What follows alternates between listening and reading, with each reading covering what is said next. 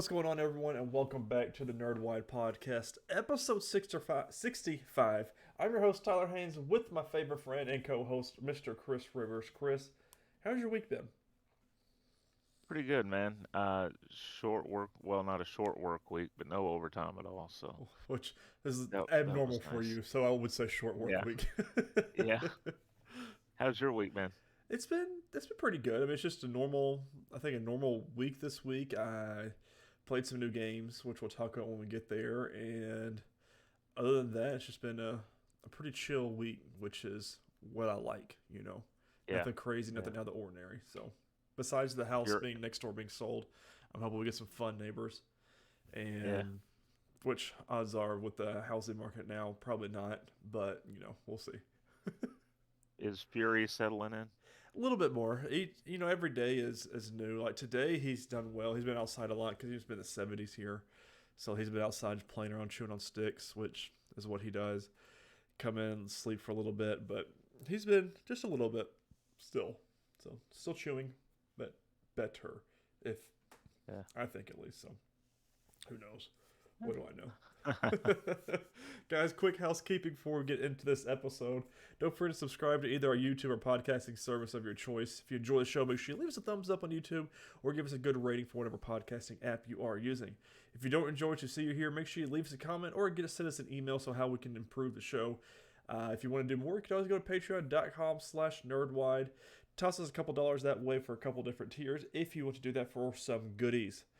But Chris, I want to talk about it. No Superman and Lois this week, but we Hmm. do have Moon Knight episode 2 titled Summon the Suit. I'm actually going to Decider.com, and this is by Sean T. Collins for this recap, which is a pretty good one if I have to say so myself.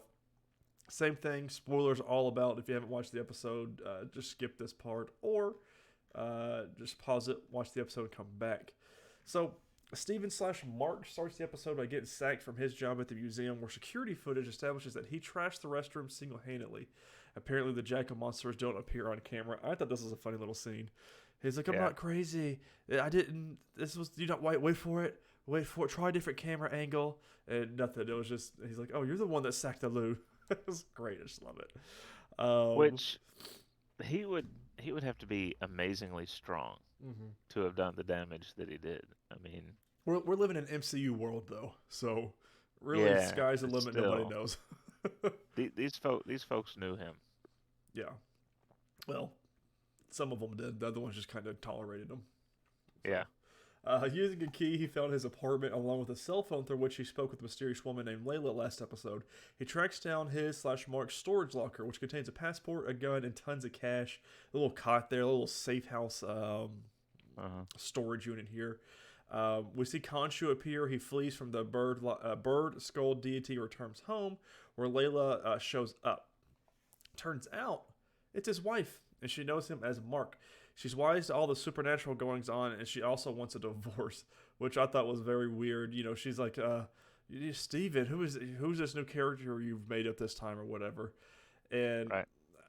you think you would know your husband, but I guess there's a little shaky ground here between the two. So who really knows?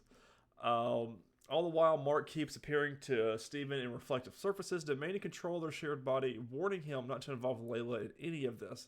This is a lot for Steven to handle. She sees the scarab. The scarab. She takes the scarab from him. It gets worse. He's almost immediately arrested by two cops who are quite obviously not cops at all, but members of Harrow's cult. They bring him to a little community Harrow has founded there in London under the remit of the sun goddess Ammit. Harrow explains to Stephen that while Khonshu's justice is retributive, occurring only after someone has been wronged, Ammit kills the guilty before they've even committed a crime. Stephen, showing more of the smarts than he has in the past, quickly realizes that this could well mean killing children before they grow up to do harm, and he is not down with it. So a lot to take in here. We find out that Harrow it used to be the avatar for Khonshu, and so he knows exactly what he's thinking. I thought that was a really fun scene. He said Khonshu says something, and then Harrow says, "Oh, did he just tell you to kill me? That's his own justice and stuff like that." And he's like, Yeah. "Yeah, can you hear him too?" And it's just great, and I love the same thing with the last episode. The reflective surfaces of Mark that we really enjoyed the Uh-huh. last of the episode. They really put it in this one. I just think it's fun and just great cinematography. The way that there's two different reflective surfaces and two different characters being played, and Yeah, you know, that's what I really enjoyed about this one so far. it's fun. Yeah. They and then they flip it by the end of the episode. Right. And You know. that And was a good the end of the episode was really well done.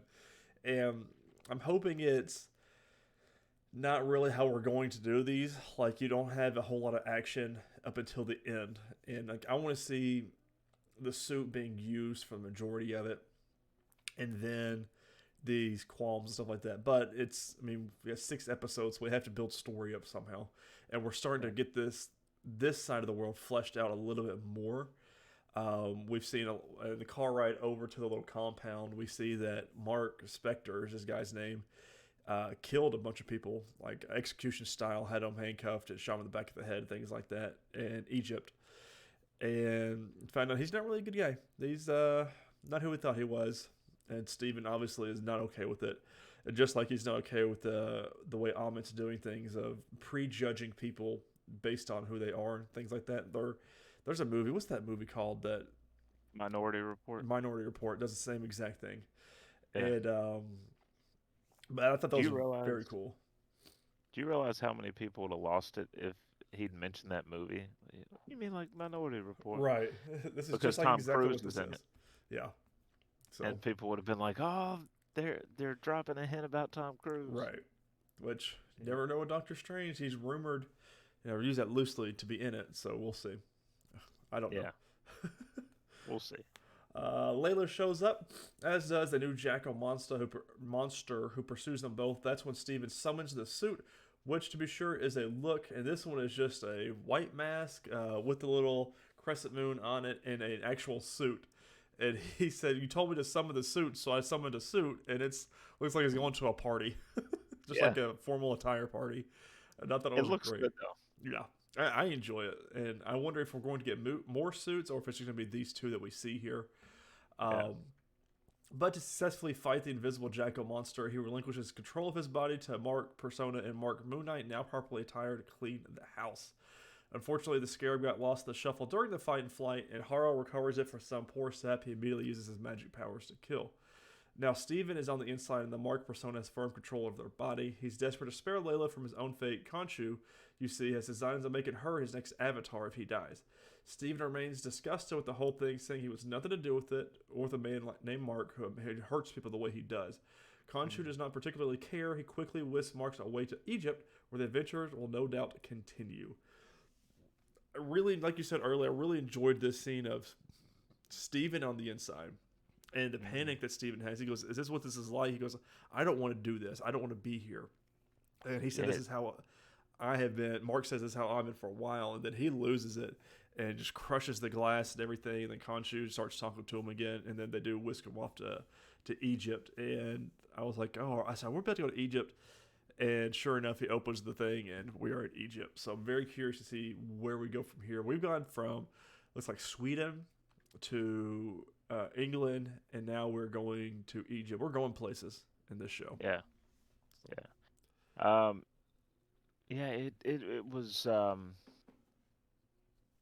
It was interesting because Stephen comments that he has trouble breathing, and not only does he have trouble breathing, but in part because of that, he feels anxious right. when he's trapped in the reflection. And Mark's like, "You'll get used to it. Just breathe through it." Yeah. Not, and it was But very second, like push offish. He's like, "Yeah, don't worry about it. You'll be fine. Just breathe through it." yeah, And I was like, "Oh man, you've been watching Steven for however long. We still don't have a timeline from when Steven was made until now, but I want to know what else was in the duffel bag because oh, he had the money and he had the scarab and he he had had the the gun, the passport passport. and the gun. So what was there something else in there? Right. Because That was a big duffel bag. yeah, So curious. who knows? And I don't know if I don't know if he'll come back into the piece because he did get whisked away straight to Egypt. Now Layla is not in Egypt, so and we don't know that he has the Yeah, scarab. What did Khonshu knows we have the scarab? So yeah, and that's the other thing too that we find out in the episode is Conchu um, is willing to let Mark cease being his avatar, but Mm-hmm. only if Layla takes up the mantle. And he doesn't want that for Layla, so Right. He's willing to do the deal or whatever he's got to get done. yeah. And I'm like, this Khonshu is turns out not so much a good guy yet. Nah, So I'm very curious to see how his character develops through all this too. So, what would this episode be without some Easter eggs? We're going straight on here to the storage facility. There's a QR code, which just like the first episode, if you paused it and downloaded it, you get a Werewolf by Night issue, which is where Moon Knight is making his debut. MCU Mark Spector shares his comic counterparts' home city. In the Marvel Comics, Mark Spector hails from Chicago, Illinois, honoring his co-creator Doug Mensch, maybe. Though we've only seen Stephen Grant as the world's least conceiving Cockney so far, Moon Knight Episode 2 reveals Mark's passport, confirming the Windy City as his live-action birthplace as well. May Calamawi's Layla is MCU's Marlene Alaroon. Despite their different names, MCU theorists have long suggested May Calamawi's Moon Knight character Layla is actually a live-action interpretation of Mark Spector's comic book love interest Marlene. Moon Knight all but confirms this episode 2, revealing Layla is already Mark's wife. Both characters also share a deep interest in Egyptian culture, and Layla being Marlene would also address how she knows about Mark's Moon Knight transformation. So, there is a Man in the Ice reference, referencing Captain America. When Stephen Grant takes his surprise new wife back to his flat, Layla admires Stephen's extensive collection of books, almost as if she never realized her husband was so well read. Standing beside one particular shelf, the spine of a book over Layla's right shoulder reads, The Man in the Ice. Now, The Man in the Ice is a genuine archaeology volume written by Conrad Spindler. In the MCU, however, Man in the Ice can only ever mean one thing, Captain America. The police are from Marvel Comics. Just as Stephen Grant begins wrapping his head around a wife, Moon Knight Episode 2 brings a pair of police detectives to his door, DC Fitzgerald and DC Kennedy. But a glance toward the end credits reveals this pair by their real names, Bobby and Billy. In Moon Knight's comic adventures, Bobby and Billy were orderlies working at a hospital in which Mark Spector was imprisoned by Amit. Pretty cool. Makes sense, yeah. Mark Spector's file nods to Moon Knight's producer and comic debut. En route to the rendezvous with Harrow, Bobby pulls up Mark Spector's Interpol file, revealing his extensive list of violent crimes. Mark's profile page also proffers two great Marvel Easter eggs. Firstly, the file number is listed as 1975, the year Moon Knight debuted. Secondly, the assigned agent is Nick Pepin, which honors a long-serving Marvel producer of the same name. Pepin has been with the franchise since Captain America Civil War and serves as manager of production and development on Moon Knight. Pretty cool way to do that. That's not really a thing. Attempting to sell Amit's brand of preemptive justice to Stephen Grant, Arthur Harrow broaches the age-old baby Hitler debate. If you could travel back in time and murder Hitler as a child, should you? The MCU has, of course, already addressed this matter before. After inventing time travel in Avengers Endgame, Rhodey and Hulk engaged in a back and forth over the moral complexity of killing a little purple baby Thanos. Despite his stance on the Mad Titan, War Machine might look less kindly upon Arthur Harrow's philosophy. His magic. Arthur Harrow summoned his Jackal minion off-screen in Moon Knight Episode 1, but in Episode 2 we see the spell being cast. Curiously, the magic Harrow uses adopts a purple hue. Different types of magic are color-coded in the MCU, and purple was previously established as dark magic by WandaVision's Agatha Harkness.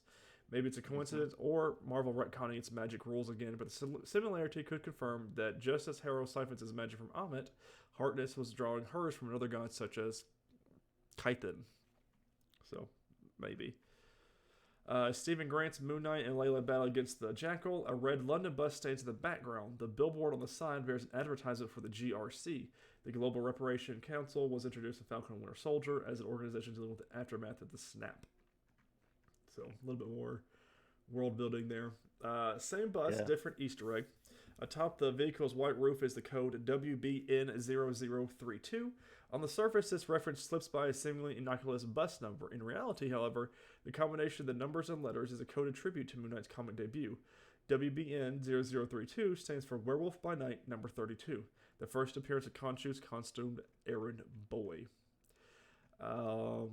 Moon Knight Episode 1, our debut, is Tyler character's primary costume, a very similar design to the original comics, but Episode 2 reveals much more. When Stephen Grant summons the suit in place of Mark Spector, his Moon Knight armor becomes an actual tuxedo with Dr. Manhattan-esque mask over the entire head. This design takes inspiration from Mr. Knight, a version of the hero introduced by Marvel in 2014's Warren Ellis and Declan Shalvey run. During his latest Jackal scrap, Moon Knight wields nightsticks and moon-shaped blades. Both of these can be found in the source material, where the blades are crafted from adamantium, the same metal used on Wolverine. So, huh. Maybe. Maybe it's been under our nose the whole time. Yeah. And that is all for this week, Easter egg wise. So not too terribly crazy ones, but still some fun ones. I am really enjoying where this series is going. It's the same thing though. I just want more, and every time the episode ends, I'm like, I still want more. I'm excited to see what we're gonna do in Egypt though. So Yeah.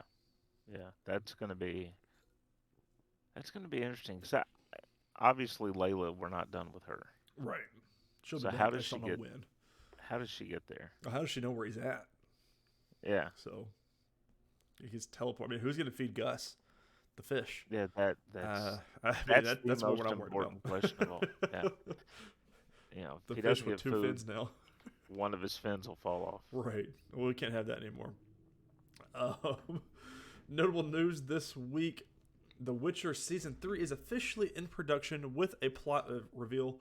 We're going to the Twitter directly for them for this, and they also give us a little plot reveal here. They sent us a behind-the-scenes photo, which is Geralt, Ciri, and maybe Yennefer sitting in the snow. I'm showing the video people here, but it's just them on set with snow. So we'll see what it is. But they do reveal us a plot. As monarchs, mages, and beasts of the continent compete to capture her, Geralt takes Ciri of Cintra into hiding, determined to protect his newly reunited family against those who threaten to destroy it. Entrusted with Ciri's magical training, Yennefer leads them to a protected fortress of Aretuza, where she hopes to discover more about the girl's untapped powers. Instead, they discover they've landed in a battlefield of political corruption, dark magic, and treachery. They must fight back, put everything on the line, or risk losing each other forever. Can't freaking wait. I mean, anything with Henry Cavill, I just can't wait to see any more of it. But we did see some of this in season 2 of The Witcher. The political and the treachery already starting to happen, starting to build this story. And I just can't wait for more. So maybe the end of this year we get more episodes, but maybe I think that pans out, if not the beginning of next year. So number for the premiere of Moon Knight are in. I'm going to getfandom.com for these numbers. 1.8 million U.S. households watched Moon Knight in the first 5 days. Loki had 2.5 million. The Falcon and Winter Soldier had an equal 1.8 million.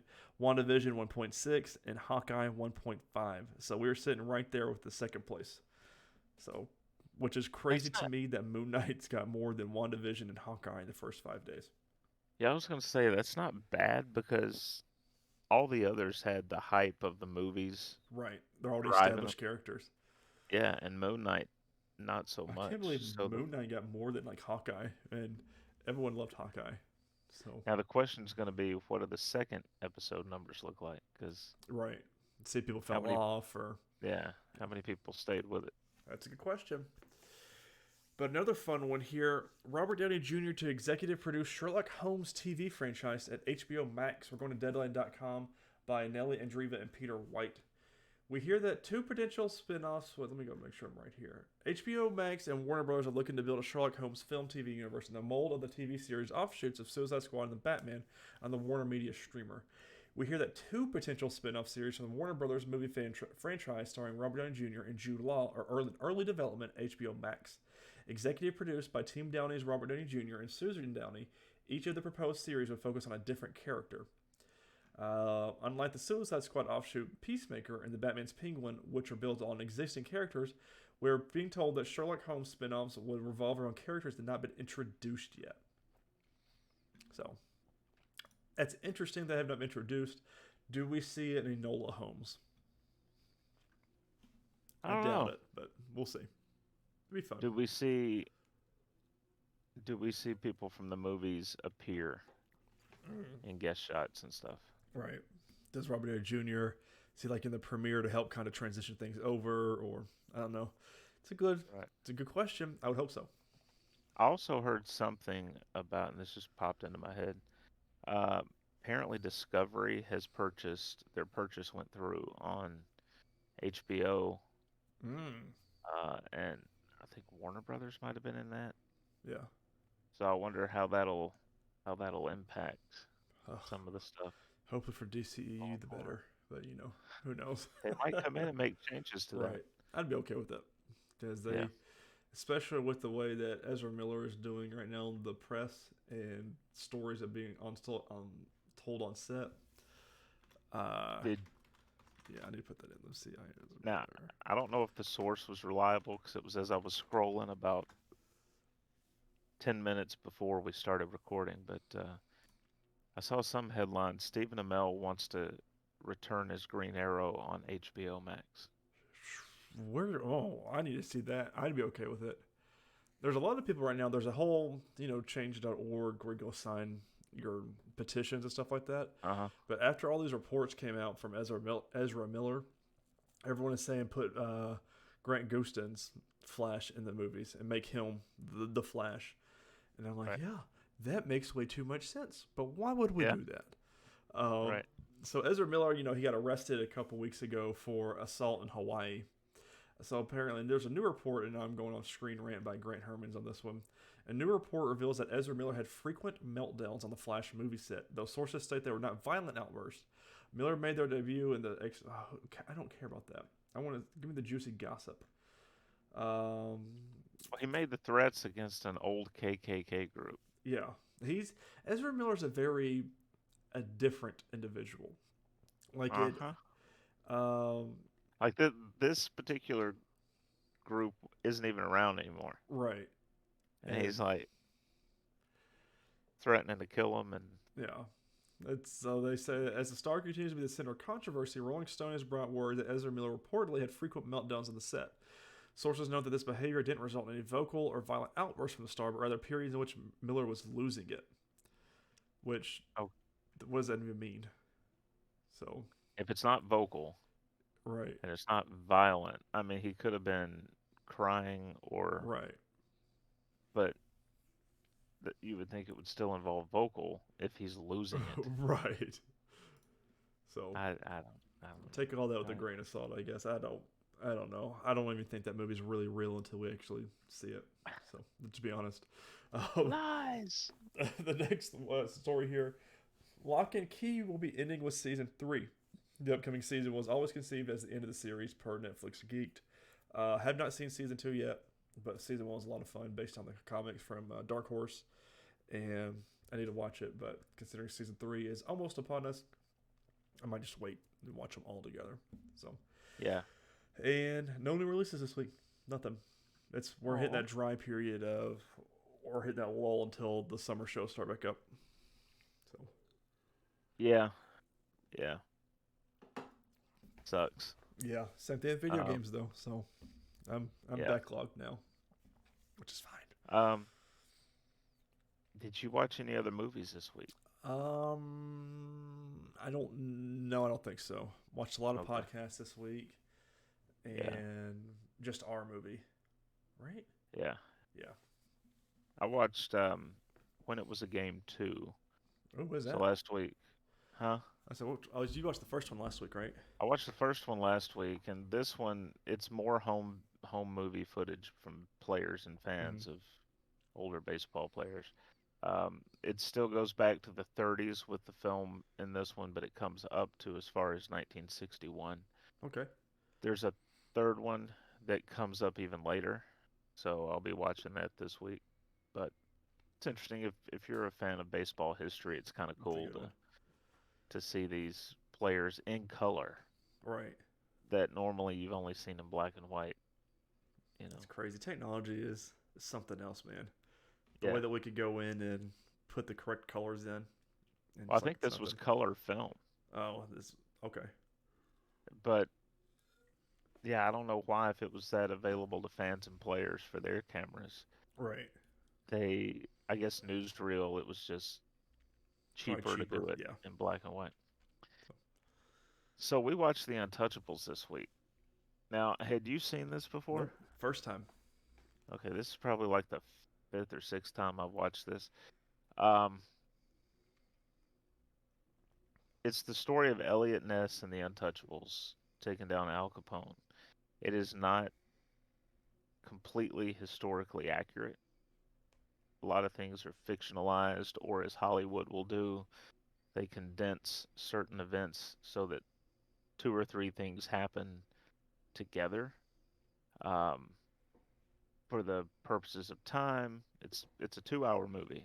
Mm-hmm. Sometimes they'll even take multiple people and mesh them together into one character so that they can get certain events in the movie.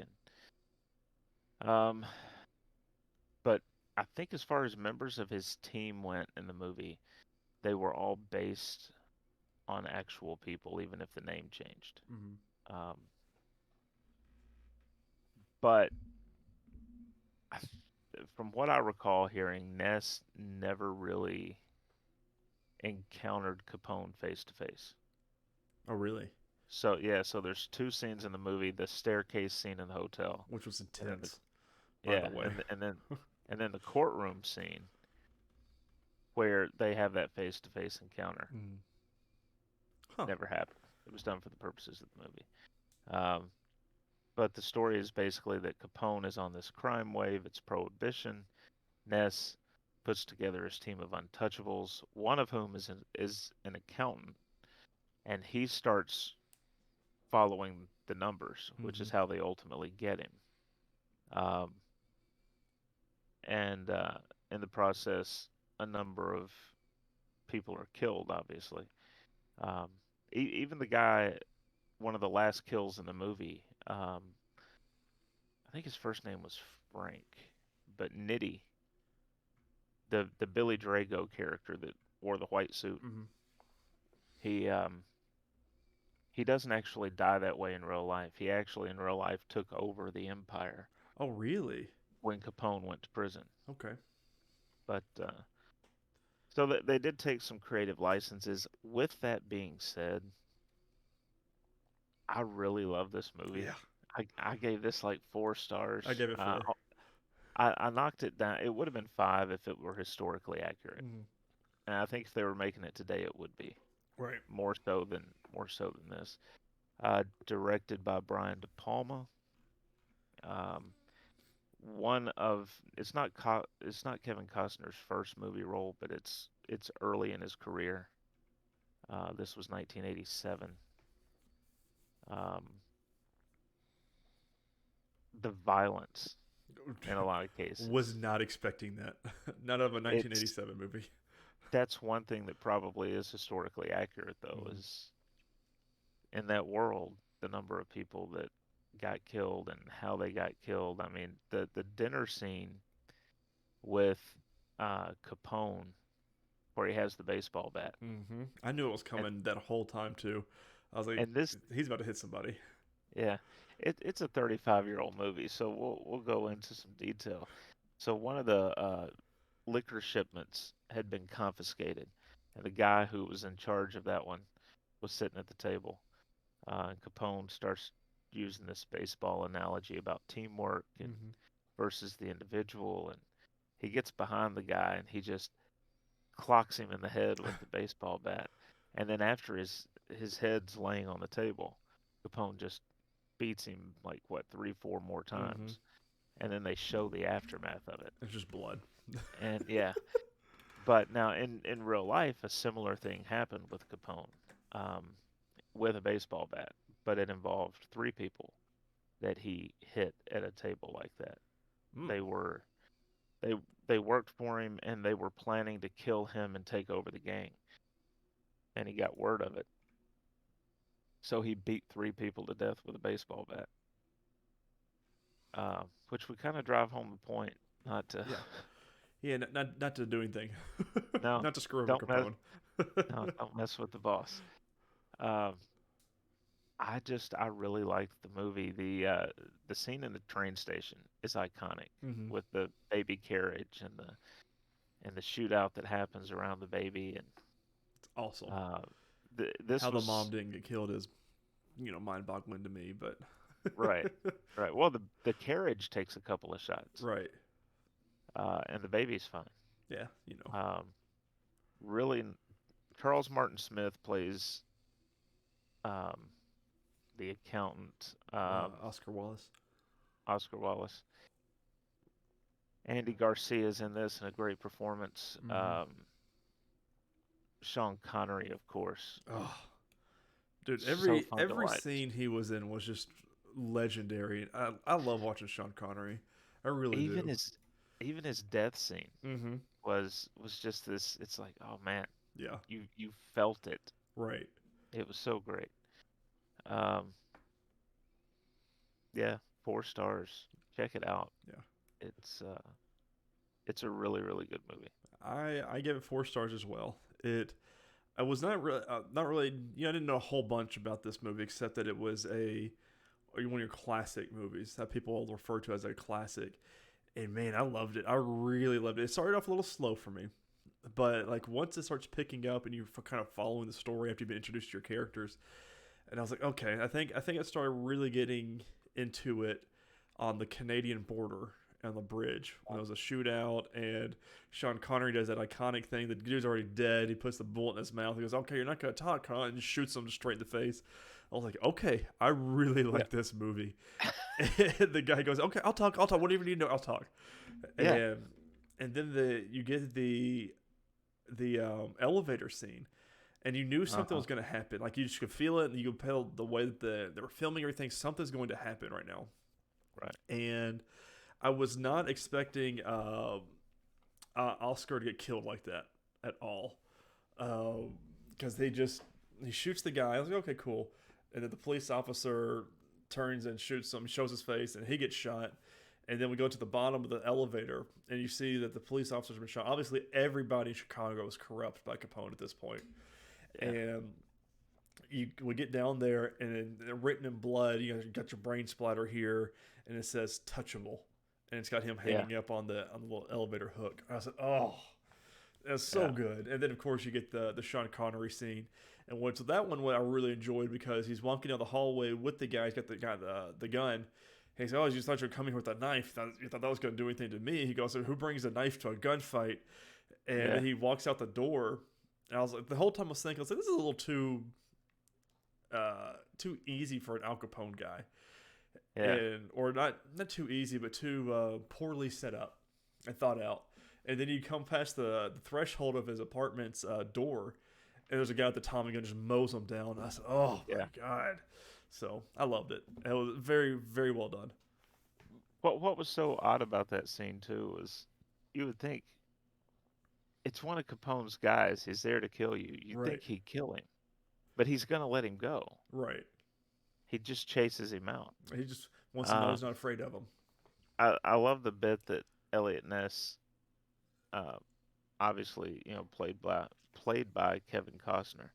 Um, I love the bit at the end where he bluffs the judge. Yo, that was so good. I was wondering this whole time. I was like, this guy's got he got everything paid for. The judge is like, I'm not going to, I'm not going Allow to do the this. Yeah, I'm evidence. not going to allow this. And then they throw that little Hail Mary. He said, I told him his name was on the list, on the ledger. And Yeah, I was like, oh, dude, that's great. Because, like he says, bringing the jury from the divorce case over here. And I was yeah. like, that is so badass. And everyone's like, you can't do that and all this other stuff. And they start throwing insults at each other and, Yeah. gets arrested. Then, But then Capone's lawyer's like, we plead guilty. yeah, We we plead. it just switches immediately. Loved it, dude. But it's It's it's a great movie.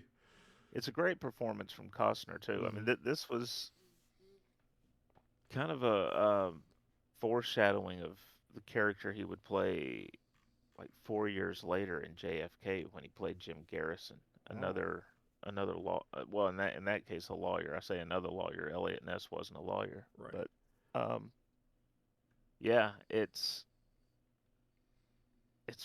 just one of those great. He plays this sort of part really really well. Hmm. Um, it's a very similar character in a lot of ways to his character in Field of Dreams. It's got a hopefulness to it Man, he for did a lot of trying. movies in a small span of time. He did. Good He lord. he took advantage of being on top. Yeah. He was Man, like, it's I'm just gonna smart. keep. Yeah, Well, I'm sure and been going through his he's still. career. I mean, he's back on top now with Yellowstone. Hmm. You know. Oh, yeah, that's right. I didn't know he was in that either. I keep Hmm. forgetting he's Jonathan Kent in Justice League. Yeah. So, and So Superman. So, But yeah, and an amazing film. Mm-hmm. Definitely check it out. It's well worth it. That All wouldn't be one I wouldn't mind having like a steel book or a Blu-ray version of. If they ever, yeah, I don't know if they ever made one of it, but I'd be all it's in. out on Is it on Blu-ray, Blu-ray? but I don't know if yeah, I don't know if they've done a I don't know if they've done an updated version since then. The Blu-ray came out for the 30th or 35th anniversary, so it would have been 2007 to 2012. Let me see. Because this But is a movie that I would honestly love to own. So, yeah, oh, they do have a steelbook, do they? 4K UHD, Oh, see, from Target. gotta get it, gotta get it. This is pre-order release. Oh, it's actually release date of May 31st this year. Oh, well, Shut this the was front door. timely. You're right. Yeah, I am pre-ordering that now. Oh All right, man. so next week we're going to watch another film that I think we've both seen Hmm. before, but we've never talked about it on the show, and that is the Robert Downey Jr. film Sherlock Holmes. Now we've reviewed Enola Holmes Correct. in a different Holmes universe, but we haven't checked out this movie officially for the podcast. So we're going to be doing that. I'm looking forward to it. Mm-hmm. It's gonna be fun. It is on Netflix for anyone that wants to check it out. I think I own this one though. I think I've got the 2 pack of the I two think I've got the films. 2 pack as well. Yeah. From it's just normal DVD though, but So that's what I'll be watching. I won't be streaming it, but I almost forgot about because I knew I was going to watch my Blu-ray of The Untouchables, mm-hmm. right? And I was sitting there and I was like, "Oh, I'll shower and I'll watch it and then I'll go to sleep." And as I was about to watch The Untouchables, I was like, "Oh crap, I forgot to watch Moon Knight." So I watched Moon Knight first and then The Untouchables, and I wish two this had completely, I wish it had digital as well, but yeah. anyways, it's ordered. Um, only movie news comes from Forbes and Scott Mendelson. Box office: Sonic the Hedgehog 2 nabs Boffo $27 million Friday, but ambulance crashes. Mm-hmm. Of course, the main part of the story is about Sonic, which raced to a $26.5 million Friday, Mm-hmm. including 6.2 million in Thursday previews. Which is great for this That movie. is, that Phenomenal for is, this movie. and we mentioned I think last episode that Jim Carrey announced his retirement, Mm-hmm. right? And And said he's this still might going be with it. We're not still saying it's a April Fool's joke. So and this might be the one franchise he would come back out of retirement for. So yeah, looks and like they might be making a third one based on these numbers. right. Um, No, they're already making a so third one because they're making a third one. They're doing a spin-off series with Knuckles, and that's I right. think that's it. That's so for right now. They're estimating it should open with anywhere from 67 to 73 million It dollar uh, Friday to Sunday opening weekend. it was 71 million last time I looked. So they hit their estimate. Yeah, which is nuts. See, because Um, Ambulance, which was also mentioned in the title, earned just 3.2 million on yeah, its first Friday. That one I'm not really surprised by. The preview looked interesting, but it didn't look like a movie that I'm gonna get out to go right. to theaters And to see. it's your classic Michael Bay action flick, Yeah, and I'm just like, okay, but I don't, I'm not gonna go see it in theaters. no. So And I think we're at that point with film going where people are going to be more selective. They'll go mhm. see the MCU movies in Yes, theaters. which They'll go speaking of, see, we will be opening night yes, Doctor Strange. Got yes, tickets, May great 8th. seats, and oh, I can't wait. And there's talks that rumor because we still don't have a Thor: Love and Thunder preview yet, which is we're getting down to the shortest. It is officially the shortest movie without a trailer until release ever. Like it's beating Spider-Man and everything. So, but they're saying Really? that how Spider-Man: No Way Home, the post-credit scene, um, the second post-credit scene was the Doctor Strange trailer. They're saying that's what it's going to do for this one. They're trying to bring that trailer stuff back. So Ah, we'll see. gotcha.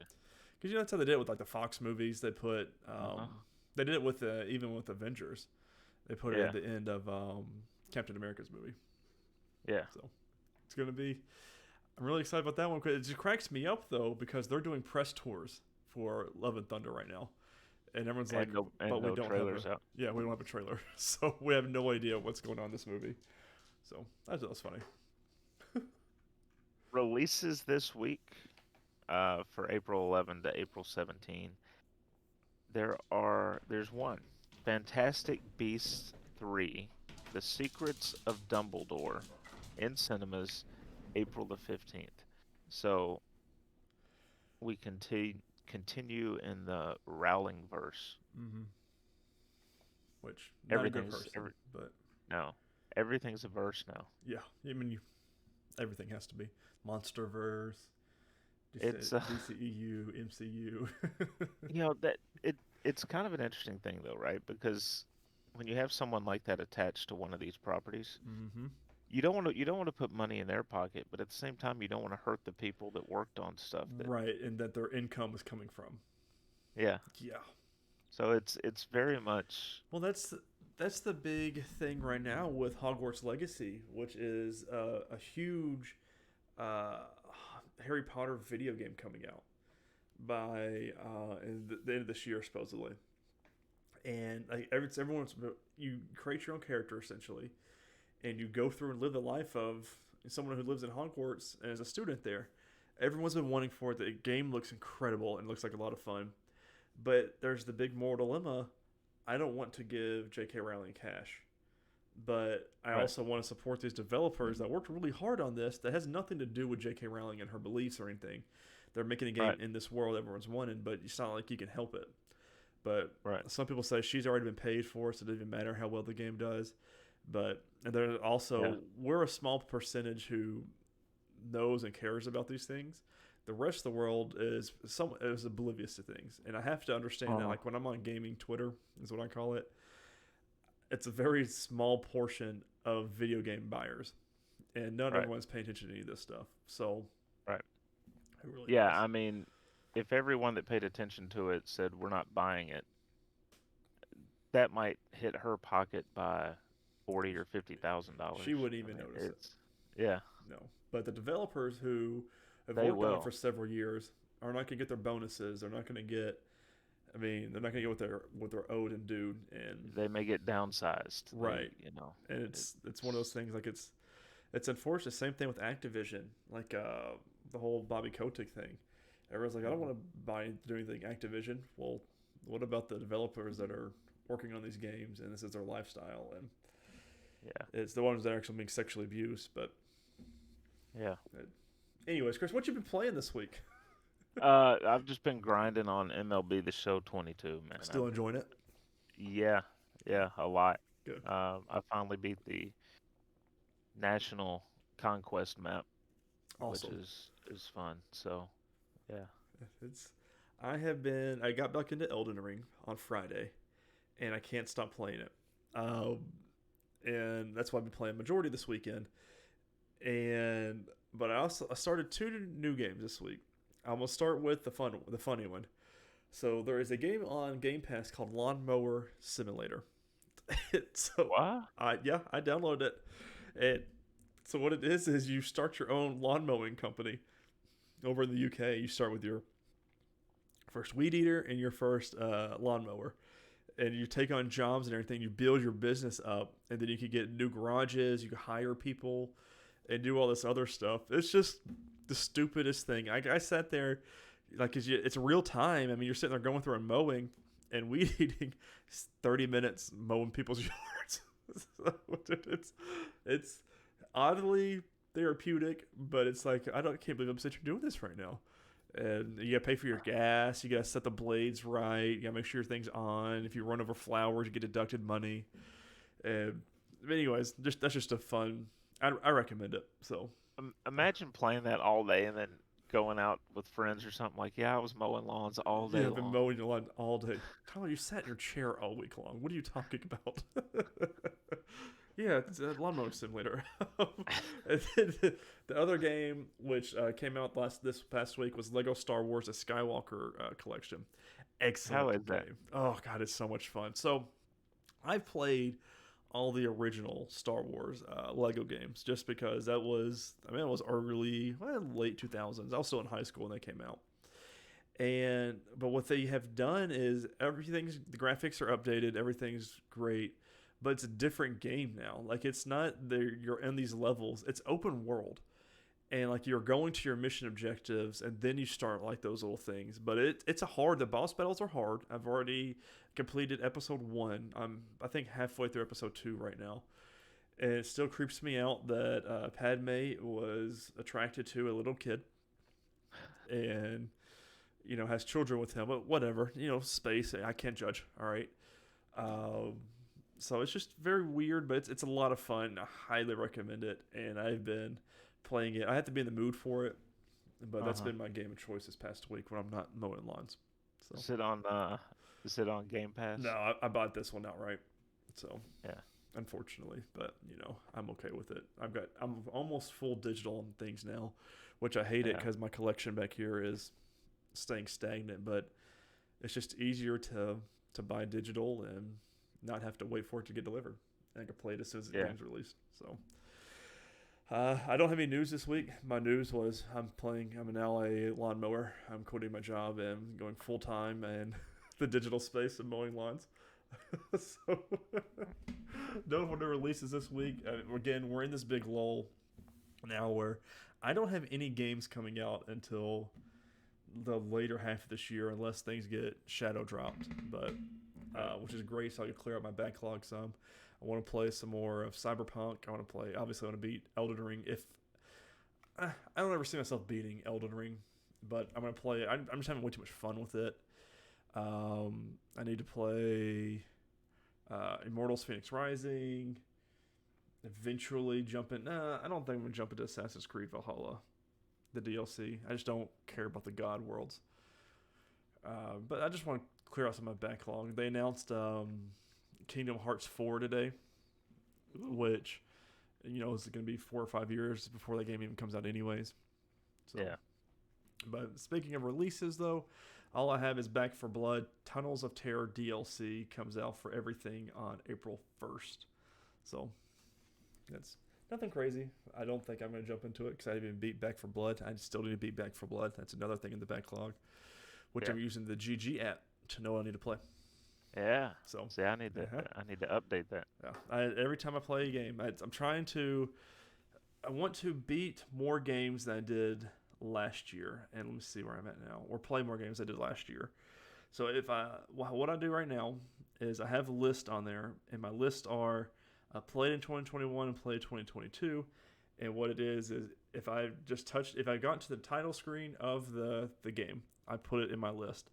Right now, so last year I played 59 total games. This year so far, we're in beginning of April. I've only played 27, so getting there, but Yeah. we'll see. I need to play Kenna some more and get done with that. Just one time to be alive. One time Yeah. to worry about games. So, but guys, thank you all so much for listening and watching. We really hope you enjoyed this episode of the Nerdwide Podcast. Don't forget to share it on all your favorite social media platforms, and forget to rate and review this podcast or whatever podcasting service you use. Social media, you can follow the Nerdwide account on Twitter at nerd_wide. You can follow me personally at Ty_Haynes. I tweet way too much about just stupid nonsense. And you can follow Chris at MavTN7. If you're on the Facebook side of things, make sure you follow us on nerdwide.com. So search it right in the bar with the first one that pops up.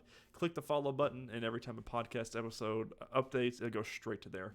As always, this has been this week's episode of the Nerdwide Podcast, and we can't wait to see you next week for some more Moon Knight, and hopefully for some good news to bring your way. So we'll see you then. Later, guys.